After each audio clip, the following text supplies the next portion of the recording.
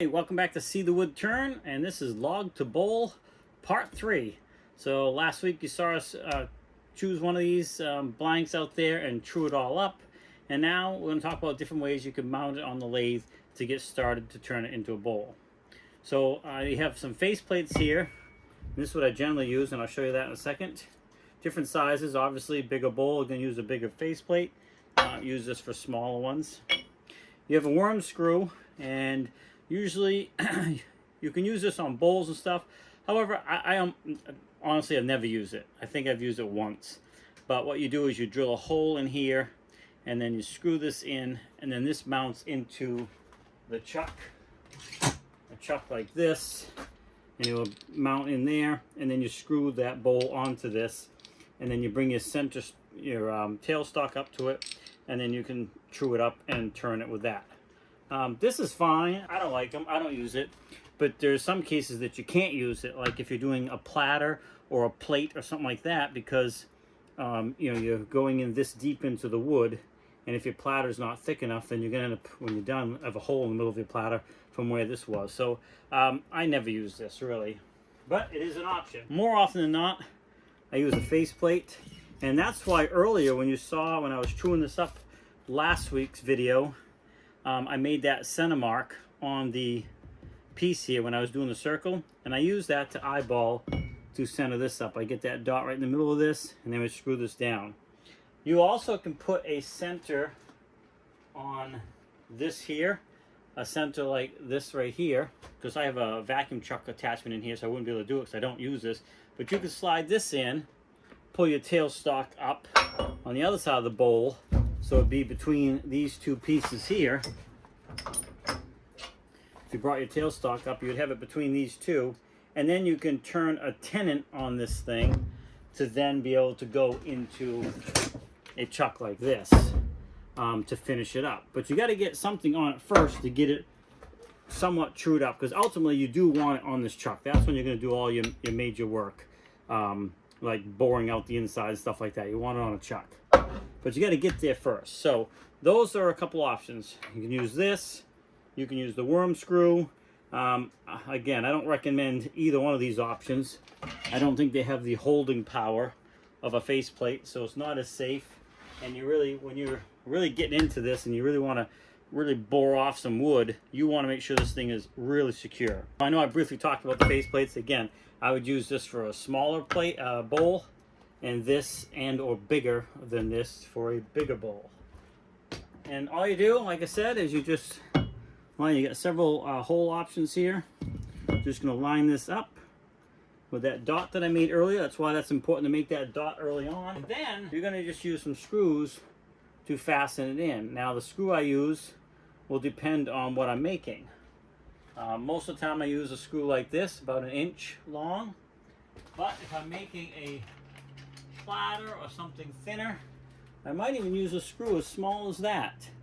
But I'll use every hole option I have here so it's secure. So this won't go very far into a platter, and then when you turn it around, and I'll show that in another video, the hole that's left behind from this will be turned away and it would not be there. So if you're doing a thin platter, something like this would even be too long. But in this case, this is going to be a much deeper bowl, as you can see, so we can just use this screw.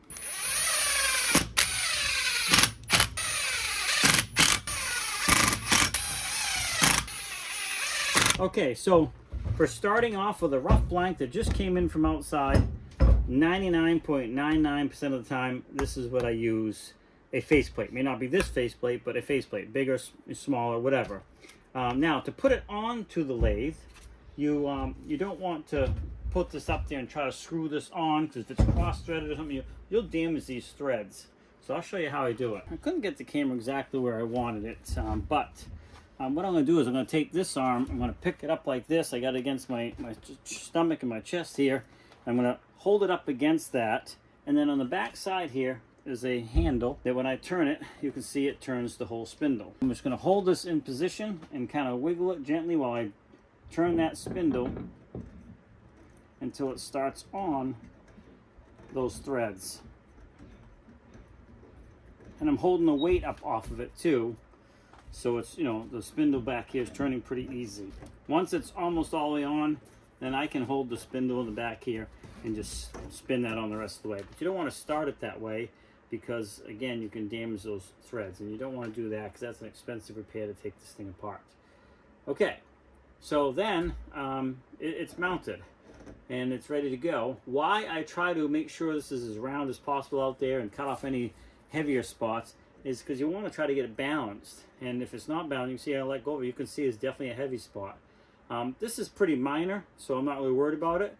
But if it's really out of balance, then you can cause your lathe to shake quite a bit and vibrate, and you want to minimize that as much as possible. So while it's rough like this and has not been turned at all, and I still want to kind of get a feel for how it's going to turn and how much it's going to vibrate, what you really want to do is bring your tailstock up. I bring it up pretty close, lock it into position, and then I'll turn the lathe on just a low speed, and then I'll crank the tailstock handle back here and bring the tailstock right in to the bottom of the bowl, and you can see this is now spinning. Now snug that up a little bit and then go ahead and tighten that tailstock in position. So now we have a fairly secure, nothing's a fail safe, but this is about as secure as you can get. You got a faceplate screwed on, tailstock up against, it's fairly balanced, and now you can start to crank this thing up and turn on it. So you can see, you can actually hear the vibration of another tool, the bandsaw over there. It's a little out of balance, but it's not ridiculous. So the first thing you really want to do is true it up a little bit so you can get that speed up. The faster you can get the speed, the smoother it's going to cut, and a lot less beating on your arms. So I'm trying to think if there's any other way we mount it. There is other ways, and there's other ways I will show you in the future when you get to the finishing process and stuff like that. But as far as getting started, this part here and mounting it like this is the next step. All right, I hope you like this video. Don't forget to swing over to my website where I have some items for sale, and I'm constantly adding stuff when I finish them up, so there'll be new stuff over there all the time. That's at www.seethewoodturn.com. Go over there and look around, check it out. Yeah, thumbs up the video, subscribe, come back, and see more of this process. Throughout the week, I try to release other videos and some shorts, and then once a week, I'm releasing this series of log to bowl until we are finished and have a complete bowl. Now, keep in mind, this series is not always going to have the same piece of wood throughout it. So, but the process is the same essentially for everyone I do for the most part. But the piece of wood will change as we go. All right, don't forget to hit that like button, subscribe. Have a great day. We'll see you next week. Meanwhile, I've got to crank up some wood here and spin it around. Have a great day.